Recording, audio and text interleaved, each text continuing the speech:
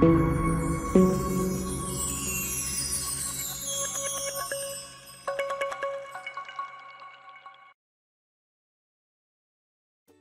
আলাইকুম, স্টাডি লাইটসের পক্ষ থেকে সকলকে স্বাগতম। আজকে আমরা ভিএমওয়্যার অর্কেস্ট্রেশনে কিভাবে মাইক্রোটিক রাউটারের ল্যাব সেটআপ তৈরি করতে হয় সেটি দেখব। তো সর্বপ্রথম আমরা ভিএমওয়্যার অর্কেস্ট্রেশনটি স্টার্ট করব এবং পরবর্তীতে আমাদের যেটি প্রয়োজন হবে একটি মাইক্রোটিক রাউটারের ওএস বা অপারেটিং সিস্টেম। তো আমরা সরাসরি আমাদের ব্রাউজারে চলে যাচ্ছি, সেখান থেকে ব্রাউজারের একটি ট্যাবে লিখব mikrotik.com।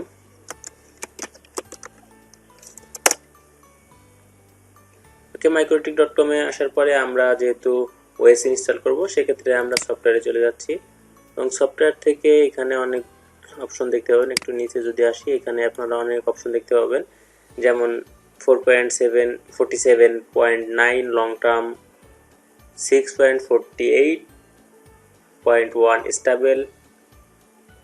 স্টেবল, ওকে, অনেক ধরনের বেটা version, testing version, deployment version পাবেন। এখানে প্যাকেজ, অনেক ধরনের প্যাকেজ পাবেন, যেমন এক্সট্রা প্যাকেজ, মেইন প্যাকেজ। তো আমাদের এগুলো প্রয়োজন নেই, আমাদের যেটি প্রয়োজন হবে একটু নিচের দিকে চলে আসব।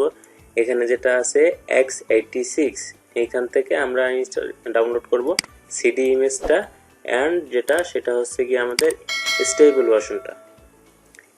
ভার্সনটা ডাউনলোড করব। তো আমরা এখান থেকে সরাসরি শুধু এখানে 2 নাম্বারটা, তার মানে স্টেবল ভার্সনটা আমাদের 2 নাম্বারটাতে আছে, এবং আমরা যেটা করব সিডি ইমেজ x86। তো এখান থেকে আমি 2 নাম্বারটার উপর ক্লিক করলে অনলি 26 MB মেবি এখানে ইনস্টল ডাউনলোড শুরু হয়ে যাবে। তবে পুশ করে রাখতেছি, আমি কাজের সুবিধাতে ডাউনলোড করে রেখেছি। যাই হোক, এখন আমি আবার চলে যাচ্ছি ভিএমওয়্যারে।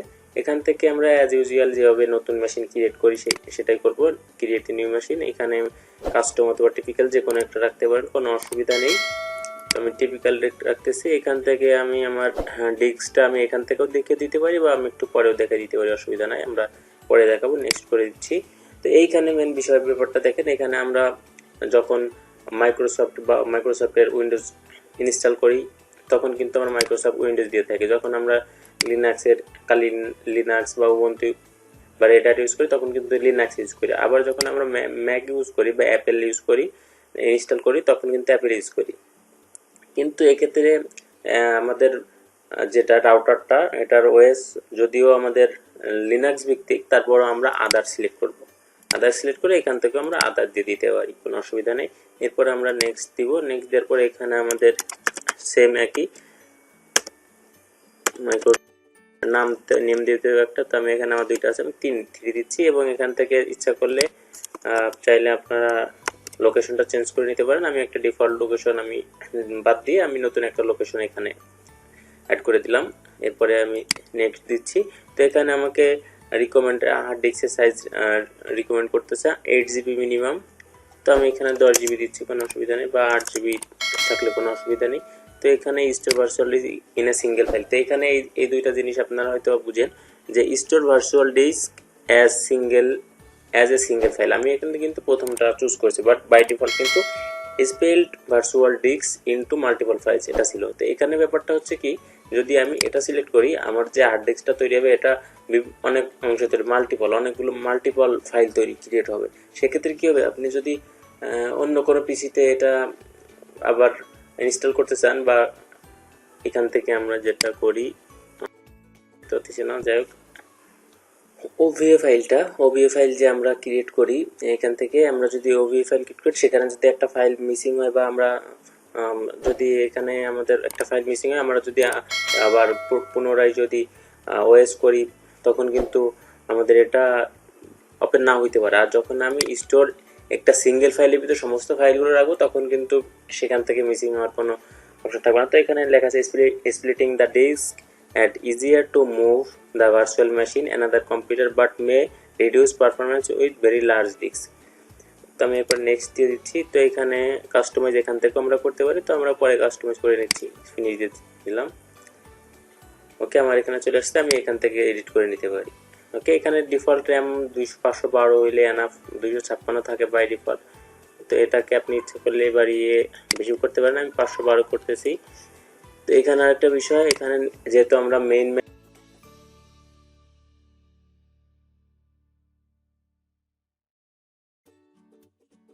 ইউজ করে দিলাম। এখানে আমরা সিডি ইমেজটা দেখিয়ে দিব। ওকে, সিডি ইমেজ, এখানে আইওএস ইমেজ, মাইক্রোটিক ডাউনলোড,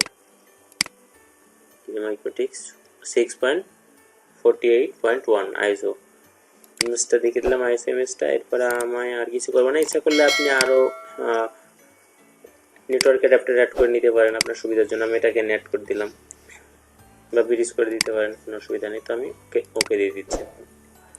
তো এখন আমার মোটামুটি সেটিংসগুলো রেডি। আমি এখন power on this virtual machine বা স্টার্ট করতেছি মাইক্রোটিকটা। ওকে,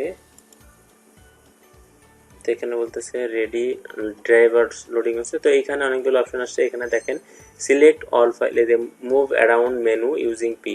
যদি আমি একটা মেনু থেকে অন্য মেনুতে যেতে চাই তাহলে পি প্রেস করবো, and N, P and N, আর অ্যারো কি অথবা অ্যারো কি ইউজ করতে পারি। এই যে এন দিচ্ছি, এন প্রেস করতেছি, নিচের দিকে আসছে। পি ইউজ করলে উপর দিকে যাচ্ছে। আবার আমি অ্যারো কি ইউজ করতে পারি সেটা বলতেছে। আর বলতেছে যদি কোনোটা আমি সিলেক্ট করতে চাই স্পেসিফিকভাবে তাহলে স্পেস বার ক্লিক করবে। যে আমি যেমন এখান থেকে যদি স্পেস বার ক্লিক করি তাহলে কিন্তু এটা সিলেক্ট হয়ে যাচ্ছে।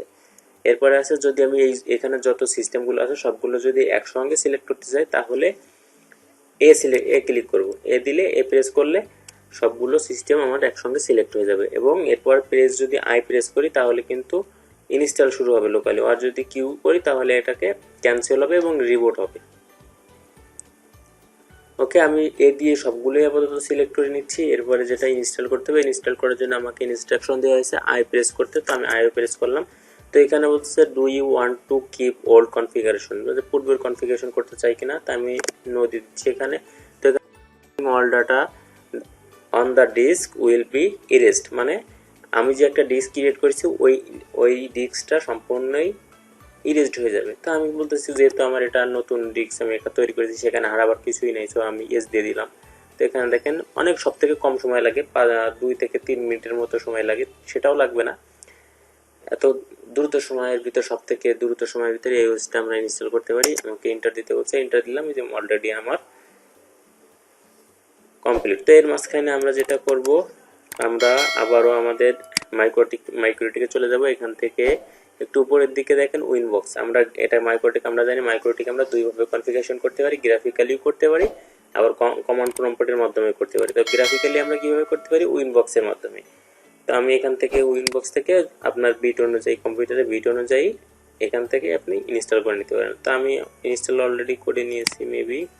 হ্যাঁ, এখানে যে 64 বিট আমার ইনস্টল করা আছে এখানে। ওকে, আমি এখানে গিয়ে দেখি কি অবস্থা। এখানে দেখেন অলরেডি চলে আসছে। তো আমরা জানি মাইক্রোটিকের ডিফল্ট লগইন নেম থাকে অ্যাডমিন এবং পাসওয়ার্ড থাকে নাল। তো আমি ক্লিক করলাম, এখানে দেখেন চলে আসছে। এবং এখানে আসছে কি do you want to see the software license. তো আমি সফটওয়্যার লাইসেন্স দেখতে চাই কিনা, আমি যদি নো দিয়ে দিব অটোমেটিক্যালি একটু সময় দিলে একা নো নিয়ে নেবে। আর আপনি যদি ম্যানুয়ালি দিতে চান তাহলে দিতে পারেন, কোনো অসুবিধা নেই। ওকে, এখানে দেখেন চলে আসছে আমাদের মাইক্রোটিক রাউটারটা।